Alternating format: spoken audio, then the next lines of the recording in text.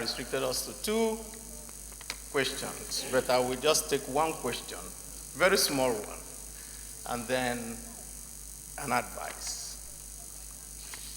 My question is on the philosophy of the Supreme Court. My Lord, in 2018,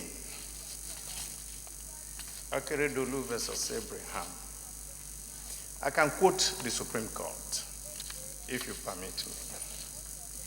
The Supreme Court said, technicality in the administration of justice shuts out justice, and went further to say that it is therefore better to have a case heard and determined on its merits than to leave the court with the shield of victory obtained on mere technicality. This Supreme Court. So we're very happy with that. But my Lord, just a few weeks ago, the Supreme Court also said, and I quote, the correct order to make is to declare the judgment of the trial tribunal a nullity as a result of one of the panelists not sitting on a day proceedings were held. And so Nigerians are really worried. Where would this Supreme Court be situated? We would like to know from you, under you, where justice will be. Not where justice will be, what we can expect from the Supreme Court under you. The second part, my Lord, is an advice.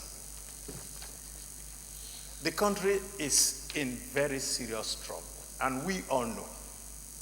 And we see the court as the institution that will help us to be able to navigate out of the difficulties we are in today.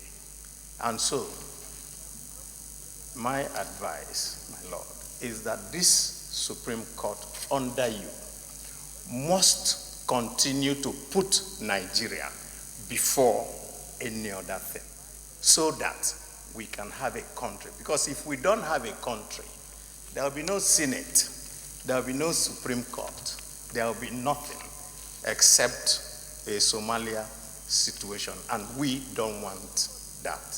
Thank you, my Lord. Which is technical.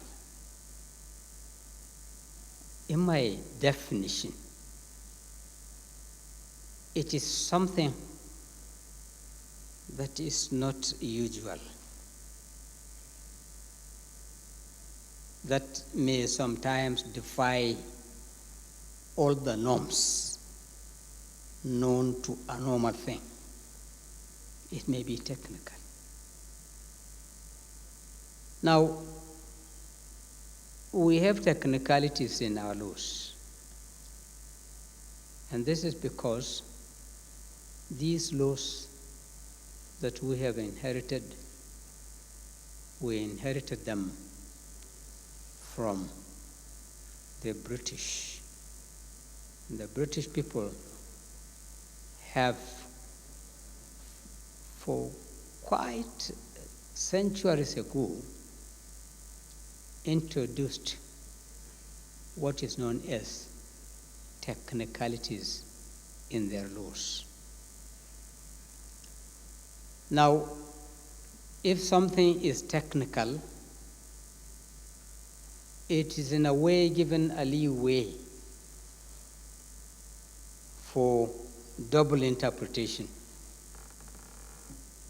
It may be interpreted this way by Mr. A, or it may be interpreted this way by Mr. B. Now, if something is technical, comes before the law or before the courts,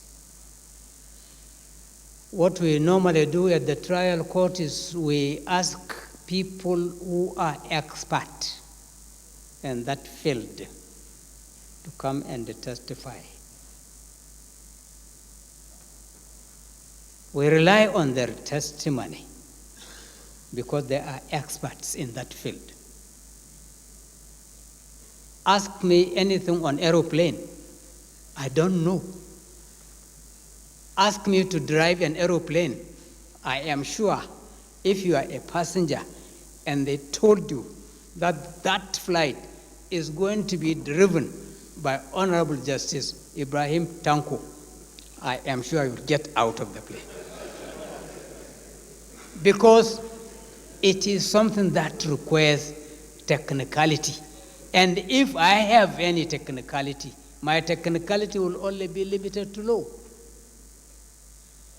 Therefore, it is something that has to do with the perception of the way you think you'll be able to achieve the goals of what you want to achieve.